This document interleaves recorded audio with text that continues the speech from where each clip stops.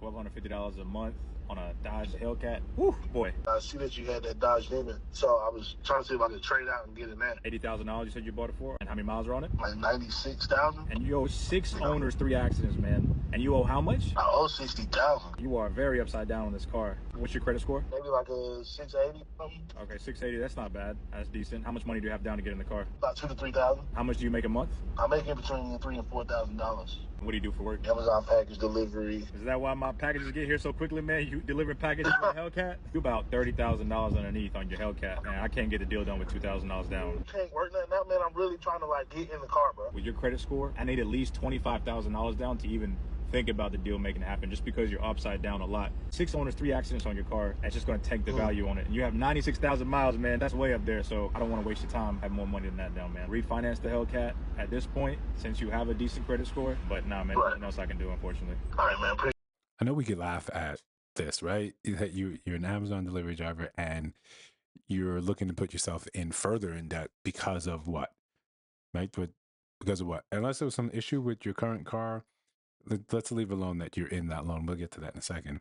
If there's some issue with that, it's like this is essentially a multifaceted problem.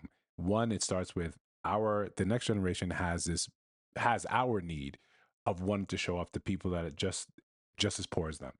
You want to be seen in this vehicle because you think it increases your status.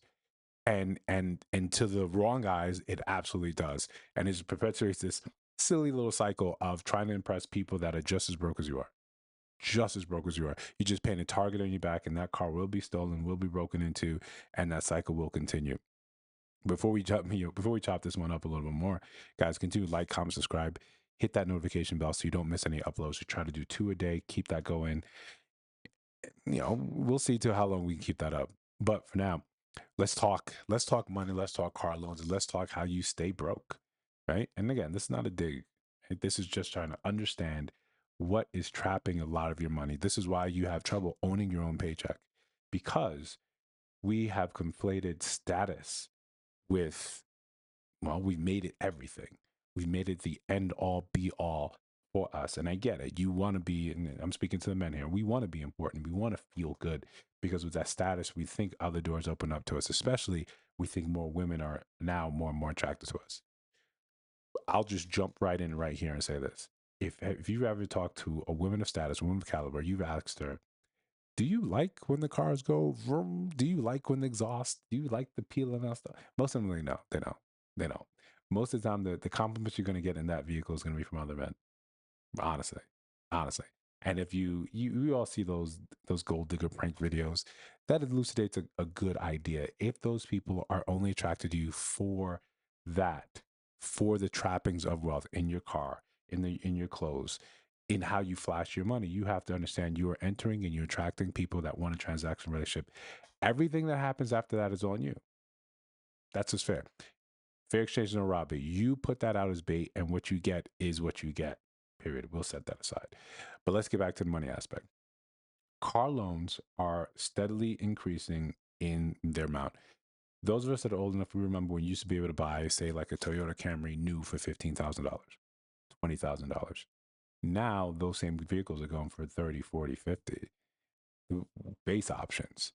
We have, and this is one of the things that happens in society when an increase happens, and they can give whatever reasons, because COVID, because infrastructure or shipping issues. But whatever happens is they keep the price there. Right? Think of gas. Think of what gas used to be. It used to be sub $1. I remember it being less than $1. But you get used to paying that. That's the artificial lifestyle creep. It costs you more just to do the very same things you were doing 30, 40 years ago. We get that. We understand that. What we don't have to understand, even if the average increase in car note has jumped up to something like $400 to $500, this man is in a car loan for $1,250, while he makes $3,000 to $4,000 working at Amazon. There used to be, you had to be at a certain status, a certain level, to get certain vehicles where they made sense. Of course, all vehicles were available to whoever could pay. But when you saw someone with this type of vehicle and you understood the cost, you automatically link that Two, they must be doing very well. Now we are cutting out the link and replacing it with I'll do whatever I can just to approximate that status. But it's it's built on shaky legs and shaky foundations because as the car notes have increased to historic numbers, so have the repos. So have the repos. When you dedicate more and more of your income to solely having this vehicle, that shows you're on a bad path towards sort of, I don't want to say, if your goal is not financial freedom, that's fine. Whatever. You can skip to the next video. If your goal isn't to own more of your paycheck, fine. Whatever. You can skip to the next video. But you end up trapping yourself in yet another thing that needs to be paid every single month. You are now trapped at a job. Like the people that have very good interest rates on their homes, but they don't really like their homes or they don't really like where they are. They are trapped. They feel trapped because they're not going to be able to get a similar rate. It's going to be double. It's going to be triple. So they're stuck in whatever place they are. I've got one home at interest rate of 3.84 in New York City. What can I do with it? Right? Anything else? If I sell that and I want to buy something else, I'm looking at interest rate of 5-6%.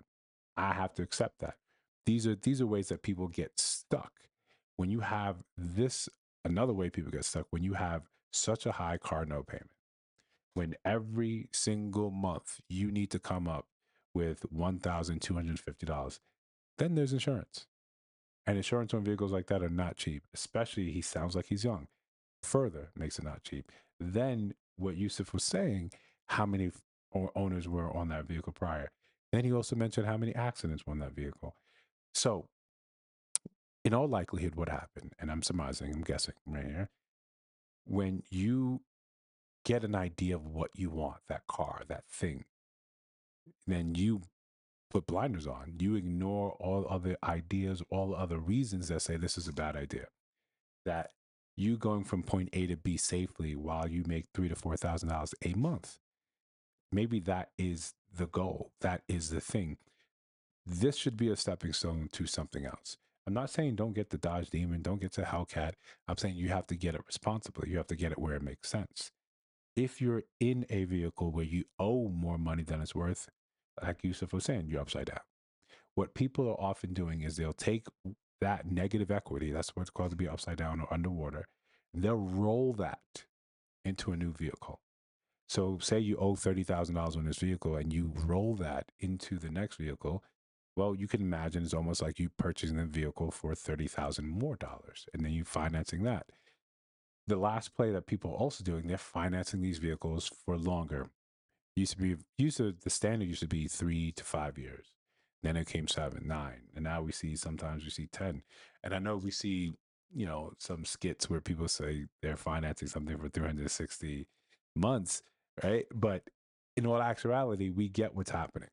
They're steadily sort of increasing this. And when you go to a dealership and you go looking for financing there, their job they're not going to do you a solid like Yusuf is saying. Yusuf, another dealership would try to roll you into something else.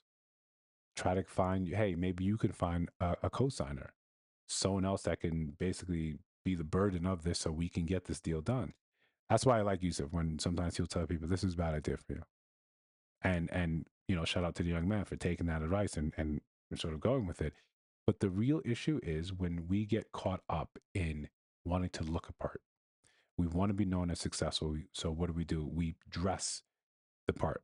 We're acting, we're cosplaying. Successful people do this, so therefore I will. They wear this type of clothing, this type of jewelry, so I will. When you see someone that young, right? You're young and you're dripped out in jewels, in the clothing that your favorite rappers and trappers wear. We all understand intrinsically that you didn't have time to amass any type of wealth. You're play acting, whether that is ill-gotten gains. What you're doing is wasting your time and wasting your money. And the former is more important than the latter.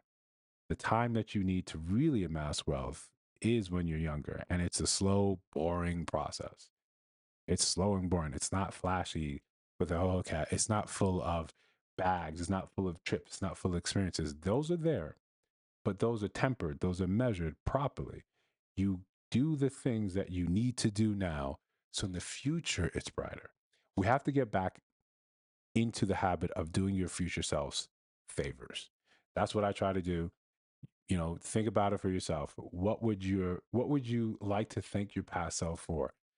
If you can't come up with anything, try to brainstorm that, write that down, and then try to do those things so your future self can be like, hey, I appreciate that. Sometimes my big thing, going to sleep early. My future self would really appreciate that. And I continue to fail. I continue to fail. And maybe today I'll be able to correct that. So listen, let me know what you guys think in the comments. I'll see you in the next one.